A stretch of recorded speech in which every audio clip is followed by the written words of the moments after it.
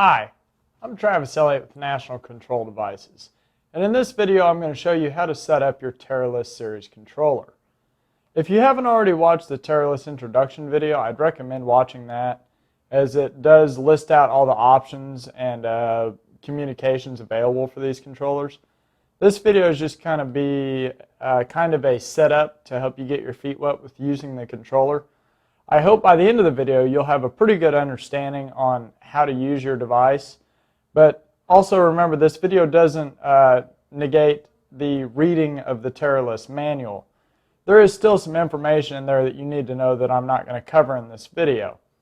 I'm also going to do some additional pointer videos after this to give you a more in-depth idea of what you can actually do with this controller and how many abilities it really has.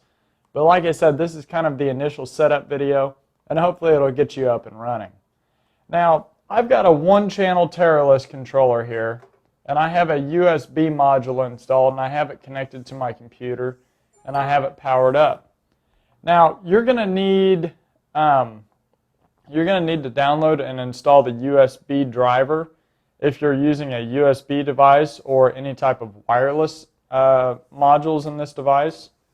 If you're using the ZethMe module in your device, you're going to need to download the Ethernet driver or RealPort driver. All these drivers are available on the resources page of our website under drivers. Now, if you're using the ZethNet module in your device, really all you need is to download the NCD configuration utility, and it will automatically detect that device. So once you've got all that up and going, really, I guess we can get started and start actually using this device. So the first thing you need to do is, of course, install those drivers, and then you need to download the NCD configuration utility. No matter what type of interface you're communicating through, you need the NCD configuration utility, which is a free download on our website. So once you have that, you have the board connected to your computer, you're pretty much ready to get started. So let's go ahead and jump in here and start working. First thing I'm going to do is launch the NCD configuration utility.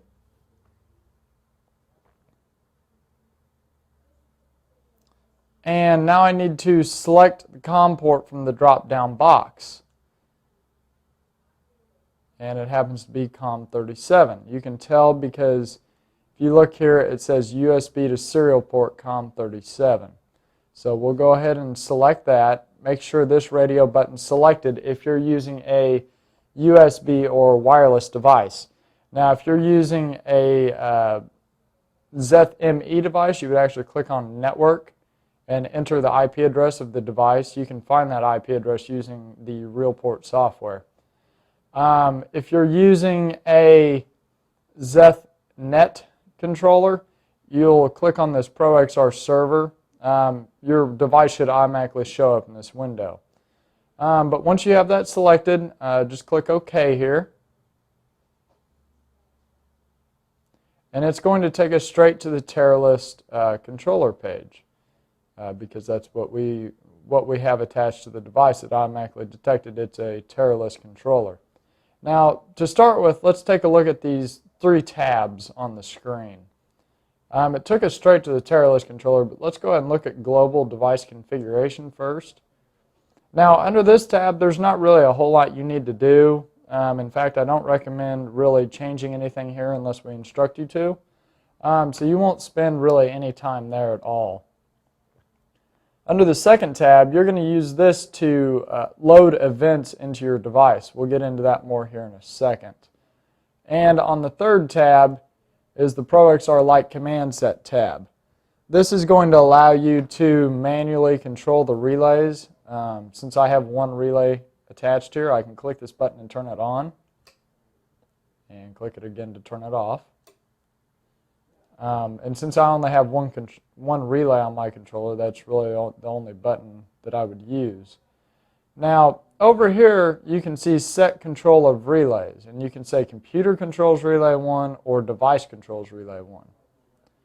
Now, what that actually means is the Taralist chip controls the relay or my computer controls the relay. If my computer is in control of the relay, that means the Taralist chip can't actually turn on or turn off that relay. So if it processes any events that need to turn the relay on or off, it won't actually process those events because right now it's not in control of the relay. Okay? We'll get into that more here in a second. That's actually pretty useful whenever you're setting up events into the device.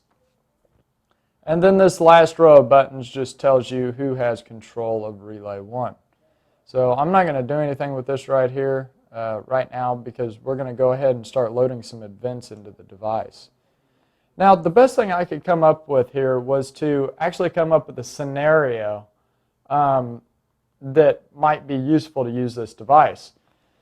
And the scenario I came up with is actually a speed limit sign for a school. If you ever drive by a school, sometimes they have a flashing light that will turn on, and that indicates that the speed limit has been lowered to maybe 25 miles an hour through that school zone. And they do this whenever the kids are in transit to and from the school, like from 8 o'clock to 9 o'clock or from 3 o'clock to 4 o'clock. That light will come on to tell drivers that the speed limit's lowered. At one point, that actually took a pretty complex PLC and some software to actually run that. Now, with this device, you can control that sign entirely from this board. With one relay is all it really takes to control that sign now. So let's go ahead and add an event here. Now to do that, all you have to do is come down here and click this Add Event button. And you'll see a new event came up in this window here. And this is our event list window. And over here you'll see it says you are currently editing event 1. Okay? And there's a checkbox here to tell me that that event is active. I can deactivate the event by simply clicking that checkbox on and off. Now, there's also some checkboxes over here that says year must match to trigger this event, month must match, day of month, day of week, hour, minute, and second. Now, you always have to have the hour, minute, and second checked, so they're really grayed out and you can't uncheck those. But you can check and uncheck the day of the week, the day of the month, or the month itself, or the year. So let's not get into that too much right now. I'm going to add an event, and I'm going to have this event turn that sign on every single morning at 8 a.m. No matter what, I want that to come on every single day. Okay? So I'm not going to check any of these days, months, or years. I'm just going to say at 8 a.m., 0 minutes, 0 seconds, I want to turn on a relay.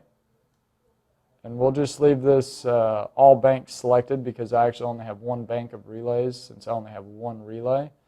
And select a relay to control relay 1, so that's correct. So this event is essentially done. That's all there is to it. Now I'll add another event, and this will be event 2, and this event is actually going to turn my sign off. So I'm going to scroll down here to 9 a.m., 0 minutes, 0 seconds, and I want to turn off a relay on all banks, and it's relay 1 I'm controlling. Okay, so essentially that event's done. Now we need to turn the sign back on at 3 p.m. Okay, so I'm going to select my drop down here, select 3 p.m., 0 minutes, 0 seconds. I want to turn on a relay. On all banks, relay 1. And that event is done. Now we'll add another event. And this event is going to turn off the relay at 4 p.m. 0 minutes, 0 seconds, turn off a relay, all banks, relay 1. So essentially using those 4 events, I just turn the sign on at 8, off at 9, on at 3, off at 4. And that's pretty much it, but this is flawed in that the school is not in session on Saturday or Sunday. So how do we set this up so that the relay doesn't come on Saturday and Sunday? Well, there's a couple of ways to do it. The first way would be really long and drawn out, and that would require you to say that the day of the week has to match for every single event. So I would have those 4 events for Monday, Tuesday, Wednesday, Thursday, and Friday, and then I just wouldn't add them for Saturday or Sunday. But that takes 20 events just to run that sign at those times 4 days or 5 days a week. So that's really going to take quite a while to do. There's an easier way to do this, and this is a little pointer, and you're going to find a few of these little things that you can do with the controller, okay? So we know we don't want the relay to come on Saturday. So how do we prevent it from coming on Saturday without going down the long road there? Well, the way that we do it is we actually take the control of this relay away from the Taralist controller on Saturday and Sunday. Okay, and there's an event to do that. So all we have to do here is we know we want to do this only on Saturday. Okay, so we'll say day of week must match to trigger this event. Just click the check box. We'll click this drop down box, select Saturday. Oops. Select Saturday here. And then we're going to make the time 12 a.m. midnight. So as soon as it's Saturday, this event's going to process at 12 a.m. midnight, 0 minutes, 0 seconds. And the event we actually want to trigger here is we want to set the relay under control of the computer. Even though the computer is not going to be connected to this device, because after I'm done configuring it, I'm going to disconnect my USB and take it out to the school bus sign or the school sign and install it there. There's not going to be any computer there. But the controller doesn't really know that. It just knows that I don't have control of that relay as of Saturday at midnight. Okay, so we'll just select set relay under control of computer. All banks relay 1. Okay. Whoops. I'm currently editing event 4. See, you have to be careful that you don't do things like that. Okay. We need to set this back so that it turns the relay off at 4 p.m. Okay. Now I need to add a new event, and this is our Saturday night takeover is what we'll call this. At 12 a.m. we want to set the relay under control of computer, and that's it for that event. Now, what's going to happen here if I just leave it like that? Well, whenever Saturday rolls around, the controller is going to give control of the relay to the computer, and it's never going to have control of the relay again. So whenever Monday rolls around again, it's still going to think that the relay is under control of the computer. So I have to return control of that relay back to the controller, okay? From the computer back to the controller. It has to take back over. Okay, well that's pretty easy to do. I'm just going to add another event. And this is going to be on Monday at midnight. Okay? Midnight, 0 minutes, 0 seconds. And the event I want to trigger is set all relays under control of the timer. Okay? And that's essentially all there is to it. So now the relays are going to turn on and off during the day as they should. Whenever Saturday rolls around at midnight, the computer is going to take control of the relay. Then at Monday at midnight, the controller is going to take control of the relay again and process the events through the week. So essentially we've done everything that we could really need to do to turn a traffic light on and off. And setting that up is going to take you maybe 30, 45 seconds. It's pretty simple stuff. Now there are some more complex things you can do with this device. For instance, we know that school is not going to be in session on Christmas. So that light doesn't need to come on Christmas. Generally, a school has a full schedule at the beginning of the year of the days that they're going to be at school and the days that they're going to be off of school. So basically, we can go in here and we can configure the device to shut the sign off on Christmas. And that's pretty easy to do. Let's do that here. Let's add an event. and we're going to say on December, so we need to check that box so that the month must match, and then we're going to select 25th so the day of the month has to match. And we're going to say at 12 a.m. midnight, we're going to set the relay under control of the computer. Okay? Now we need to return the device or the relay to the device, and we're just going to set that as December 26th, and the event is going to set all relays under control of the timer, okay, or the controller, the device. So basically we just disabled the sign on Christmas and then returned it to the controller on the 26th. Now of course the school probably is not going to be in session on December 26th, but this is just an example. Basically, you know, a superintendent could go in here and configure this device for every day of the year that the sign needs to be on and off. Now this is all really great, but what if there's a snow day on January 6th whenever school's supposed to be in session? Well, that's where the new ZethNet comes in really handy. See, the superintendent can actually log on to this device from his house and disable the relay if there's a snow day. He doesn't even have to go to the school to do this. He can do it from home by typing in a web page address and turning the relay off. Pretty simple stuff, really. You would need to have an internet connection to the device to do this, because it does require an Ethernet connection to the device so that the superintendent can access it. But it just shows you the abilities of this device. Now, the example I've done here is pretty broad. I've had a lot of people that want to use this to control equipment in industrial environments. It's perfect for that. You know, if you want to make sure that a piece of equipment comes on in the morning and it shuts off in the evening after the employees have gone home, this is the device for you. It's perfect for doing that. It's very low power. It's very easy to use.